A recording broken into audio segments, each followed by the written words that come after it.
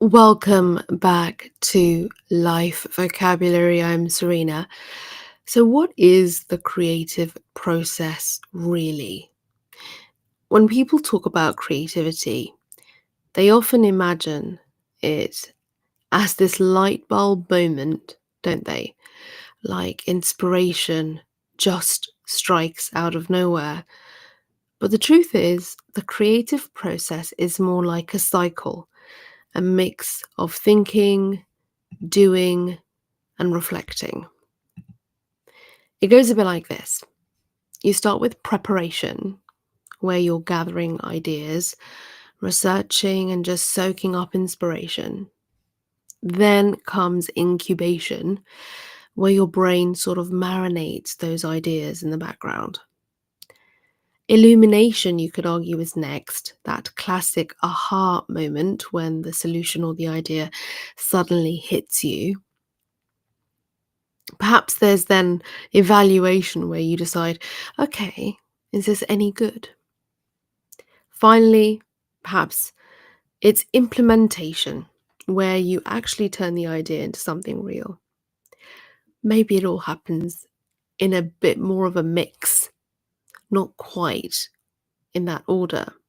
Now, it sounds lovely and orderly, but let's be real, it's never that neat. You bounce back and forth, you get stuck, and sometimes you even scrap everything and start over, but that's part of the deal. How Stoic ideas can help.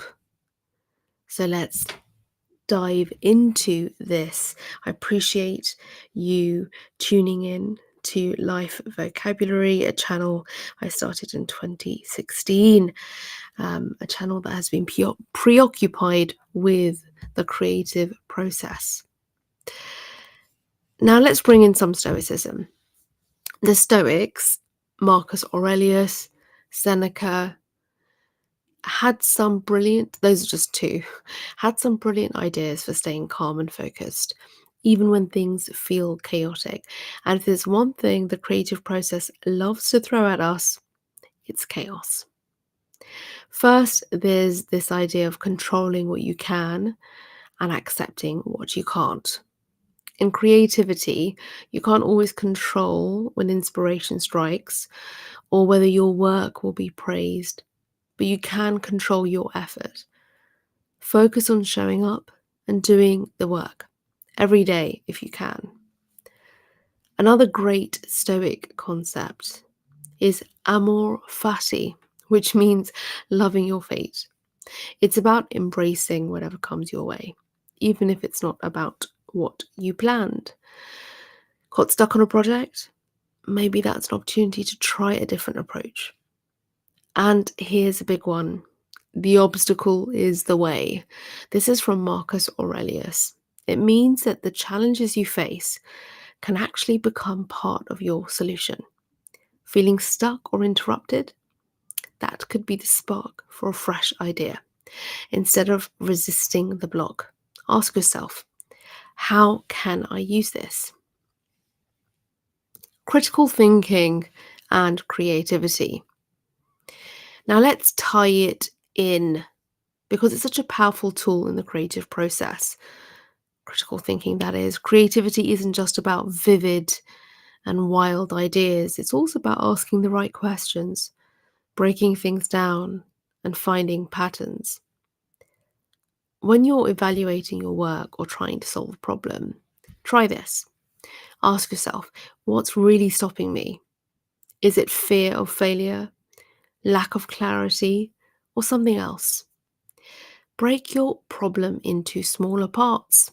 Instead of thinking, I have to finish this whole thing, focus on the next step, like sketching out ideas or writing a rough draft. And be your own constructive critic.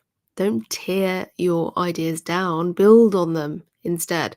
Ask, how could this be even better? Critical thinking isn't about being overly serious. It's just about seeing things clearly and finding the best way forward. My final thoughts. To sum up, the creative process isn't a straight line and doesn't have to be perfect. It's about curiosity, patience, and showing up, even when you don't feel inspired. Stoic thinking can keep you grounded, and critical thinking can help you navigate your way through. And here's a little challenge for you. The next time you feel stuck or frustrated, try this. Take a breath and ask yourself, what can I control right now? And then focus on that. You might surprise yourself. I do appreciate you listening to Life Vocabulary. If you enjoyed this episode, feel free to share it. Drop me a message in the comments. I would love to hear your thoughts on creativity, stoicism, or even anything to do with the creative process. Until next time, please do stay curious and stay calm and keep creating. Disruptions come, interruptions come, but it's really vital that we continue to tune inwards.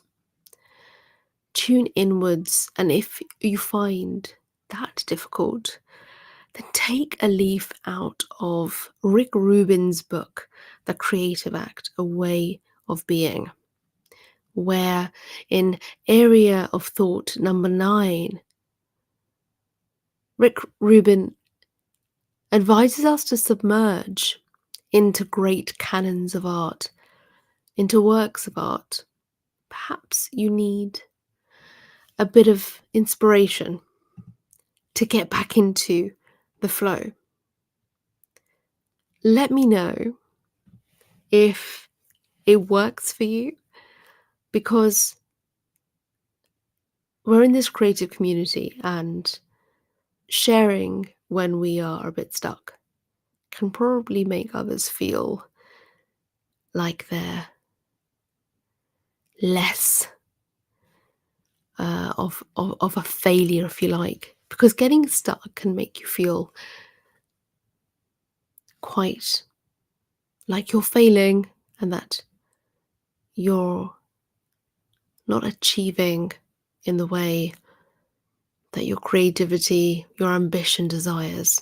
But when we hear about the creative process from someone else's perspective, perhaps they are also an artist or a writer, intellectual, entrepreneur, and they too get stuck.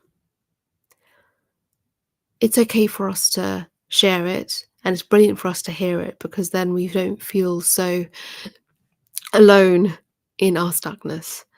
And so I hope you're not alone in your stuckness, and I hope this helped you to remember that the creative process is never really a tidy thing. So if you haven't already subscribed, please do. Life Vocabulary has been running since 2016. The process for Life Vocabulary has been anything but linear, and it has gone through many different phases, but it endures as an idea, as a concept, as a portal to share information, insights, and ideas about the creative process and how we can approach our creativity. Is this something that inspires you, interests you? If so, I'd love to hear from you.